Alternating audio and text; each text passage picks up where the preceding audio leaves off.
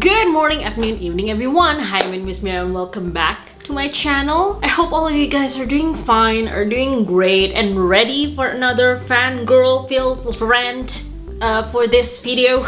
But before we start, as always, don't forget to click that bell button besides my subscribe button so you'll be notified if I upload something new. Today we will be talking, or rather ranting, as I said, about the newest Spider-Man movie. Now, I know it hasn't come out yet. At least I hope that once I finish this, the editing for this video, it has not come out yet. But we all have our own theories and our own hopes and dreams about this movie, and I want to tell you about my hopes and dreams for this movie.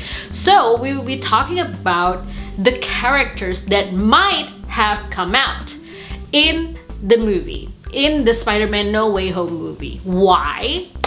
And by the way, this will be like full-on trailer spoilers, so if you haven't seen the trailer or you try to like avoid anything that has anything to do with this Spider-Man movie, please don't move forward because I will be spoiling the trailer. But if you have seen the trailer, just sit back, relax, and let's fangirl together, shall we? So I remember the first time Multiverse was mentioned as a main storyline for an MCU related movie. And as you know, it was mentioned in Spider-Man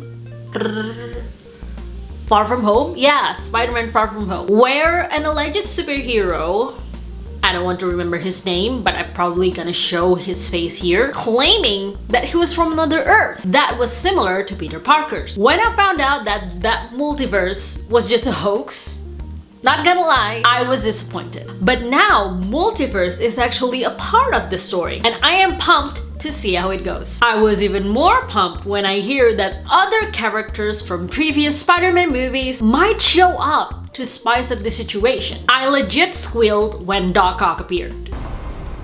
Hello, Peter. And I think since we'll be having familiar faces in No Way Home, I have my own choices of the characters that I would like to see. The list is as follows. Number 1, Green Goblin, but the Amazing Spider-Man version. It's not that Willem Dafoe did not do a great job. That version, the Willem Dafoe version, kind of like invents the actual original Marvel Universe cinematic blah blah blah. Green Goblin, you know? He's the epitome of how a Green Goblin should be.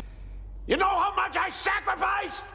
But back then, back when Willem Dafoe was a Green Goblin, the superhero movie was basically just black and white. The character is either good or bad, and they only got a more complicated villain on the third installment of that movie, which is when the son of the Green Goblin became from bad to good. Now in Amazing Spider-Man, for me, we saw the full and complete storyline on how the Green Goblin became Green Goblin and pursue that path, why he decided to be evil. Even though he took a backseat as a villain, I think he is just like a minor villain because we know who the main villain was. He plays a significant role in the progress of the story, and the way he transformed, it's heartbreaking. I would like to see a character with that depth in this movie. Recent Spider-Man movie, you know, the one played by yours truly, the person here that will be Spider-Man once more, has been soft and rather lighthearted. Then again, it's Marvel, and I believe that this Green Goblin would add something meaningful to the storyline. Number 2, Kingpin from Daredevil. There is a rumor that Daredevil being Peter's attorney because Peter just got convicted because he allegedly killed all of those people in London, right? Let me show you the clip right here. The drones that are yours. So that clip, the hand that you saw, it was allegedly Daredevil, but unfortunately, as I recorded this video, they already disputed that that is in fact not the Daredevil.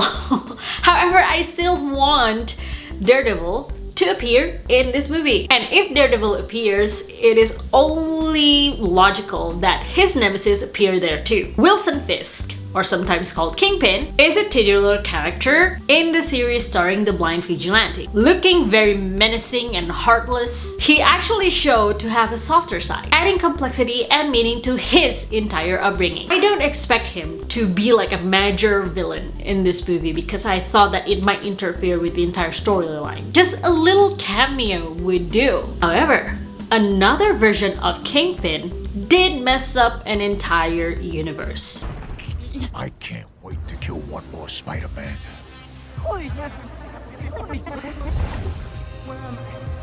What? What happened if that version showed up in this movie? Number 3. Electro from Amazing Spider-Man 2. We already saw yellow electricity coming in and out from a cloud in the trailer. Last time I remember, Electro spewed out blue electricity. But there's always a chance that another Electro from another universe sparks yellow electricity. And who knows? The Electro could be a woman. Or another version that looks like a Pikachu, or Pikachu himself appears in this movie. Maybe Sony decided to work together with Pokemon, who knows?